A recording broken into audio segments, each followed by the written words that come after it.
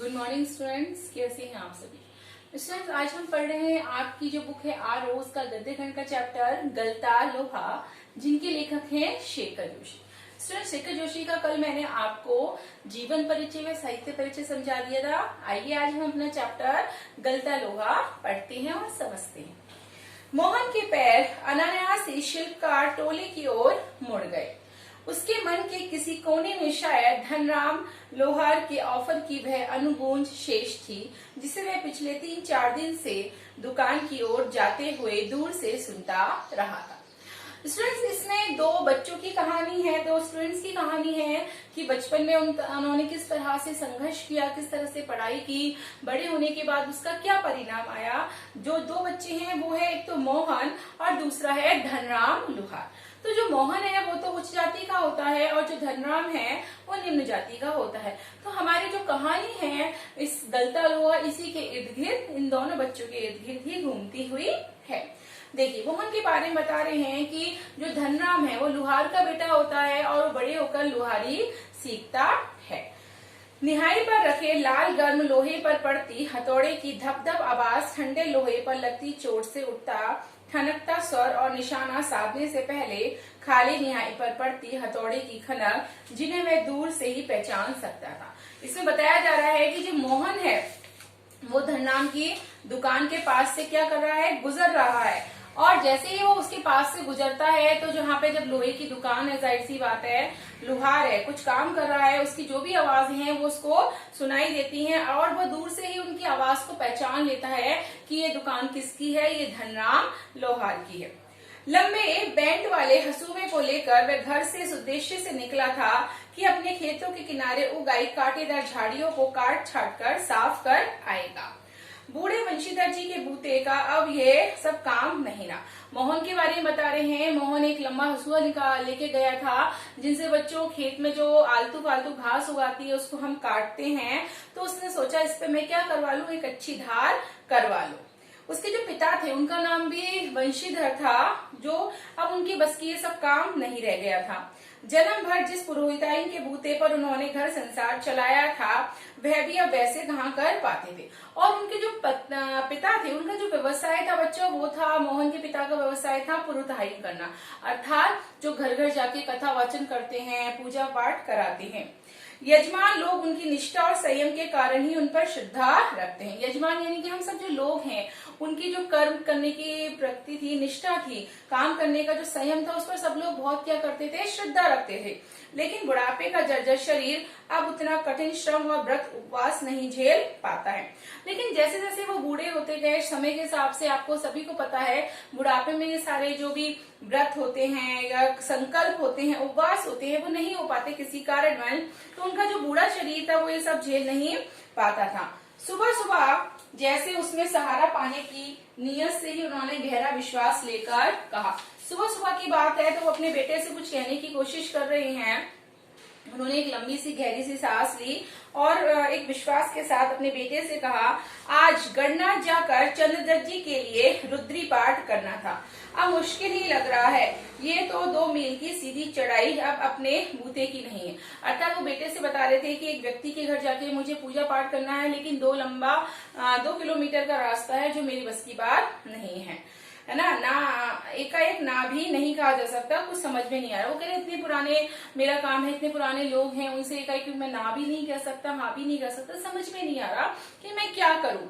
मोहन उनका आशय ना समझता हो ऐसी बात नहीं है, लेकिन पिता की तरह ऐसे अनुष्ठान कर पाने का ना उसे अभ्यास ही है और ना वैसी गति। मोहन अपने मन में सोच रहा है, वो अपने पिता को ना तो नहीं कह रहा, उनकी बात को ऐसा भी नहीं है कि वो इग्नोर नहीं कर रहा हो, वो बहुत अच्छे से अपनी पिता की बात को समझता है, लेकिन उसको अपने पिता की तरह बिल्कुल भी अभ्यास नहीं है इन अनुष्ठानों का और न ही इस काम में उनका इंटरेस्ट है। और पिता की बातें सुनकर भी उसने उनका भार हल्का करने का कोई सुझाव भी नहीं दिया। अर्थात जैसे वो पिता की बातें सुन रहा था तो उसने उनको कोई सजेशन या एडवाइस नहीं दी कि हाँ पिताजी मैं कर दूंगा या मैं चला जाऊंगा। वो एक तरीके से चुप ही रहा, जैसे हवा में बात कह दी गई हो और वैसे ही अनुवर्तित रह गई थी। अर्थात जैसे कि हम हवा में फायर करते हैं, अर्थात उन्होंने हवा में बात कही हो, किसी ने भी अनसुनी कर दी थी, अर्थात उन्हें कोई भी उत्तर प्राप्त नहीं हुआ था। पिता का भार हल्का करने के लिए वह खेतों की ओर चला गया था, लेकिन हंसुए की धार पर हाथ फेरते हुए उसे लगा कि वह पूरी तरह कुंद हो चुकी है। धनराम अपने बाएं हाथ से धोखनी फूंकता हुआ दाएं हाथ से भट्टी में गर्म होते लोहे को उलट पलट कर रहा था। इसमें बता रहे, मोहन ने जब सोचा कि मैं अपने पिता की हेल्प कर दूं, खेतों में जाके कुछ काम कराऊं, तो हंसुए की धार कहती बहुत बेकार हो चुकी थी। तो उसने कहा कि चलो मैं धनराम के पास जाके हंसुए की जो धार है वो तेज करा लेता हूँ। अब धनराम वहां पर मौजूद था, कहाँ, अपनी दुकान पर। तो वो क्या कर रहा था बच्चों, भट्टी सुलगा रहा था। भट्टी सुलगाने के लिए धोखनी से उसे फूंक रहा था और लोहे को कभी उलट रहा था, कभी पलट रहा था। और मोहन भट्टी से दूर हटकर खाली कनस्तर के ऊपर बैठा उसकी कारीगरी को पार की निगाहों से देख रहा था। जो मोहन था वो उसकी दुकान पर बहुत दूर पर एक कनस्तर पर बैठा हुआ था और वो किस तरह से कारीगरी कर रहा था उस चीज को बड़े ही वो ध्यान से देख रहा था। मास्टर त्रिलोक सेन तो अब गुजर गए होंगे, मोहन ने पूछा। अभी दोनों बच्चे बड़े हो चुके थे और इन्हें अपने बचपन की स्कूली बातें याद आ रही थी और दोनों एक दूसरे से अपनी स्कूली बातों को डिस्कस करने लगे, अर्थात चर्चा करने लगे। मोहन ने अपने त्रिलोक सेन मास्टर के बारे में पूछा कि शायद अब तो वो गुजर चुके होंगे। वे दोनों अब अपने बचपन की दुनिया में लौट आए थे। धनराम की आंखों में एक चमक सी आ गई। वह बोला, मास्टर साहब भी क्या आदमी थे लल्ला, अभी पिछले साल ही गुजरे हैं। मतलब जब हम पुरानी मेमोरीज याद करते हैं तो कहीं ना कहीं हमारी आंखों में एक चमक सी आ जाती है। तो धनराम कहता है कि हाँ, मास्टर भी क्या व्यक्ति थे, पिछले साल ही गुजर गए हैं।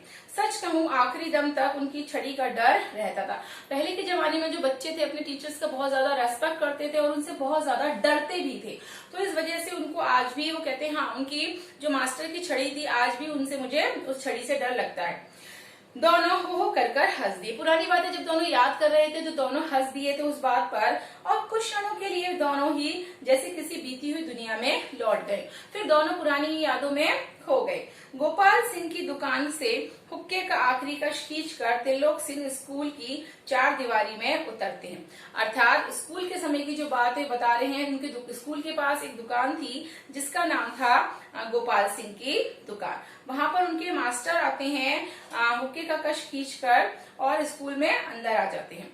थोड़ी देर पहले तक धमा चौकड़ी मचाते, उठापटक करते और बांज के पेड़ों की टहनियों पर झूलते बच्चों को जैसे सांप सूंघ गया है।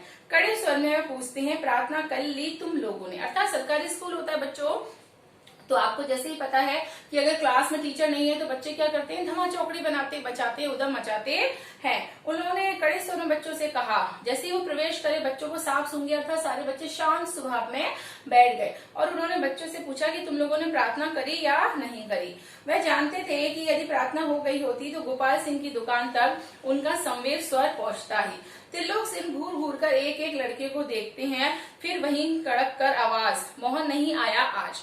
मोहन जो था बच्चों उस क्लास का बहुत ही होनहार छात्र था, होशियार छात्र था। तो उन्होंने कहा, अगर तुमने प्रार्थना की होती तो गोपाल सिंह की दुकान तक क्या आती, तुम्हारी प्रार्थना की आवाज आती। मॉनिटर था वो एक तरीके से। मोहन सब लोगों को अपने हिसाब से काम करवाता था, वो प्रार्थना वगैरह करवाता था। तो उन्होंने कहा कि मोहन नहीं आया क्या अभी तक? मोहन उनका चहेता शिष्य था, फेवरेट शिष्य था। पुरोहित खानदान का कुशाग्र बुद्धि का बालक भी, पढ़ने में ही नहीं गायन में भी बेजोड़ था। मोहन जो था वो बहुत अच्छा गाना गाता था, प्रार्थना बहुत अच्छा करता था। त्रिलोक सिंह मास्टर ने उसे पूरे स्कूल का मॉनिटर बना रखा था। वही सुबह सुबह हे प्रभु अन्नदाता ज्ञान हमको दीजिए का पहला स्वर उठाकर प्रार्थना शुरू किया करता था। मोहन को लेकर मास्टर त्रिलोक जी ने सिंह को बड़ी बड़ी उम्मीद थी। जैसा कि अक्सर बच्चों को क्लास में जब टीचर्स देखते हैं और देख कर कहते हैं कि हाँ, ये बच्चा वास्तव में ही बहुत समझदार होगा, आगे जाकर इसका फ्यूचर जो भविष्य बहुत अच्छा होगा। तो कहीं ना कहीं त्रिलोक को भी जो मास्टर थे उनको मोहन जी से बहुत उम्मीदें थी। कक्षा में किसी छात्र को कोई सवाल न आने पर वही सवाल में मोहन से पूछते और उसका अनुमान सही निकलता। अर्थात वो बहुत ही होशियार था। किसी को भी यदि कुछ नहीं आता था लेकिन मोहन को हर चीज आती थी, वो सारे सवाल आसानी से सॉल्व कर लेता था।